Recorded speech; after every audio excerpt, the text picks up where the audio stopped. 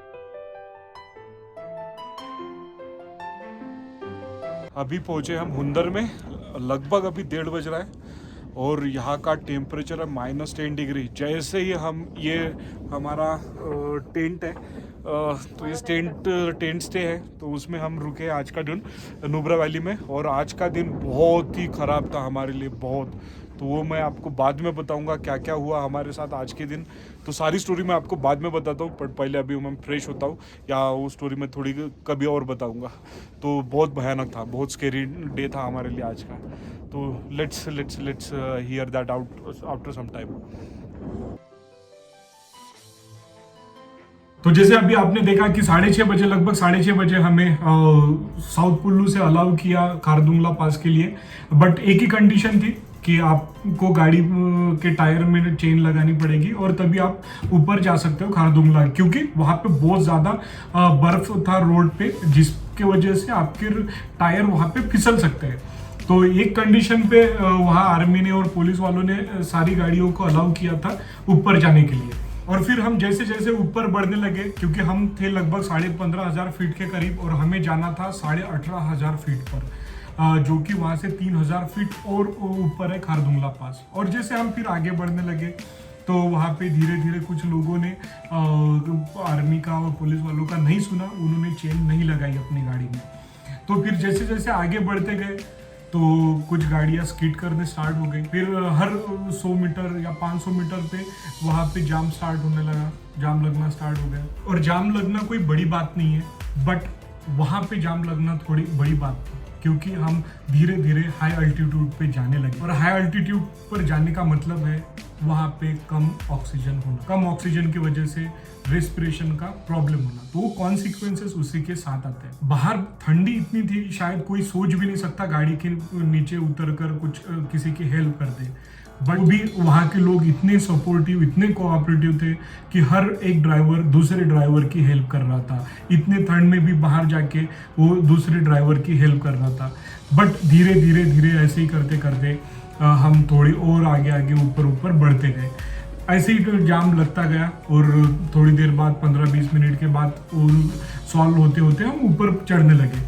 फिर एक सिचुएशन ऐसे आई जहाँ पे हुआ मिसकम्युनिकेशन, क्योंकि नीचे जो आर्मी या पुलिस रहते हैं उन्होंने ऊपर कम्युनिकेट किया कि ऊपर से भी गाड़ी नीचे साउथ कुल्लू की तरफ आ सकती है। And at the same time उन्होंने नीचे वाली जो साउथ कुल्लू की गाड़ियाँ थी उनको भी अलाउ किया ऊपर जाने के लिए। प्रॉब्लम ये नहीं था, प्रॉब्लम ये था क्योंकि वो सिंगल रोड था और दूसरी तरफ खाई थी और वहाँ पे स्नो की बहुत बड़ी बड़ी लेयर बनी हुई थी।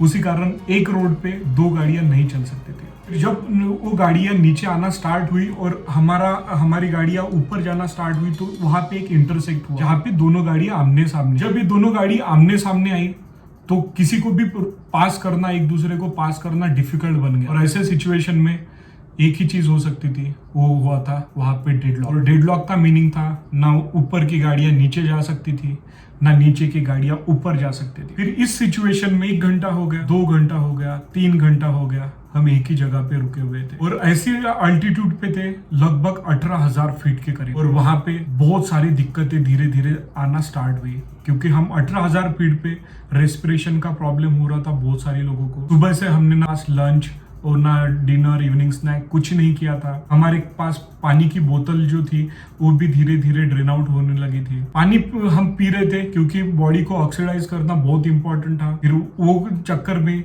वॉशरूम जाना भी होता है।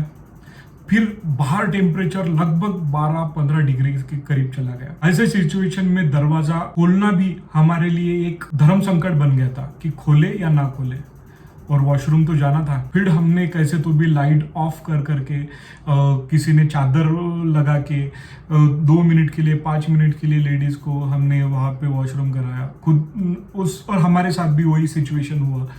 बट करना जरूरी था, नहीं तो उससे हालत और खराब हो रही थी। डेडलॉक के कारण फिर हमारे रेस्पिरेशन थोड़े से और तेज होने लगे थे, हार्ट बीट्स बढ़ने लगे थे। और ऐसा एक सिचुएशन आया जहाँ पे ये न्यूज़ फैल गई कि शायद हो सकता है कि या तो सब लोगों को यहाँ से रिटर्न जाना पड़ेगा, या हो सकता है कि आपको आज की रात वहीं पे गुजारनी पड़ेगी। बट जब सिचुएशन वहाँ गुजारने की हो तो 18,000 फीट पे सांस लेना बहुत डिफिकल्ट हो जाता है। और अगर वहाँ सांस लेने की दिक्कत हो जाती है तो ना आप पीछे जा सकते हो ना आगे जा सकते हो, और अगर इमरजेंसी सिचुएशन आती है तो कुछ किसी के साथ कुछ भी हो सकता था। फिर हमने सारे लोगों ने भगवान का नाम लेना स्टार्ट किया कि भगवान बस यहाँ से अब हमें निकाल दो। और एक सिचुएशन ऐसे आई कि वहाँ हमने लिटरली कहना स्टार्ट किया कि कल हम शायद देखे भी या ना देखे, कल का सिचुएशन क्या होगा हमें इमेजिन भी नहीं कर पा रहे थे, क्योंकि उस टाइम तक क्या होगा हमारे साथ पता नहीं था।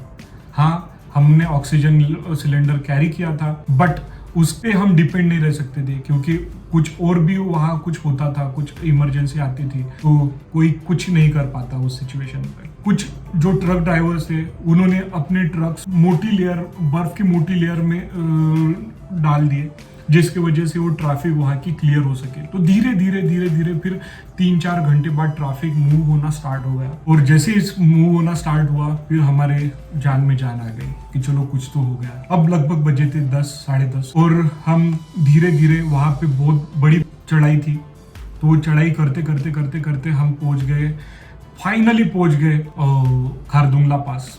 और खारदुंगला पास उस समय देखना हमारे लिए एक स्केरी एक्सपीरियंस था, क्योंकि वहाँ पे इतनी मोटी बर्फ की लेयर्स थी। वो देख के हमें डर लगने लगा था कि यहाँ पे उतरे, फोटो निकाले नहीं निकाले, या वहाँ से चले जाए, कुछ समझ में नहीं आ रहा था। जिस चीज़ के लिए हम इतने एक्साइटेड थे खारदुंगला पास देखने के लिए, वो हमारे सामने से जा रहा था, बट हम वहाँ उतर के फोटो भी खींच नहीं पाए। तो बड़ा दुख भी हुआ, थोड़ा सैड भी लगा, बट मन में एक होप्स थी कि यहाँ से हम फाइनली निकल रहे हैं, नहीं तो क्या होता हमारे साथ वो हमें भी नहीं पता चला। जैसे ही हम खारदुंगला पास से नीचे उतरने लगे, ऑल ऑफ सडन प्रिया को अनईजी फील होना स्टार्ट हुआ। अनईजी एज इन उसका सांस फूल के आ रही थी, रेस्पिरेशन नहीं हो पा रहा था प्रॉपर से, हार्ट बीट्स बढ़ने लगी थी, गैसेस होने लगे थे, हाइपर एसिडिटी जैसा फील होने लगा था। और इतने ठंड के टाइम में उसको पसीना आने से हम भी थोड़ा सा टेंस हो गए कि अब एक्चुअली क्या करें। बट इतना अच्छा था कि हमने कुछ मेडिसिन कैरी की हुई थी, कैंपर कैरी किया हुआ था, जिसके वजह से आपकी जो सांस होती है, रेस्पिरेशन होता है, वो प्रॉपर होता है। तो फिर उसको हमने रेस्पिरेट कराया कैंपर के थ्रू, तो she was started feeling better. But after 15 और 20 मिनट उसके बाद फिर से उसको सेम फील हो रहा था। फिर हम एक जगह ऐसी आई जहाँ पे थोड़ा स्नो कम हो रहा था, तो उस जगह हम रुके, फिर वहाँ पे उसने वोमिटिंग किया।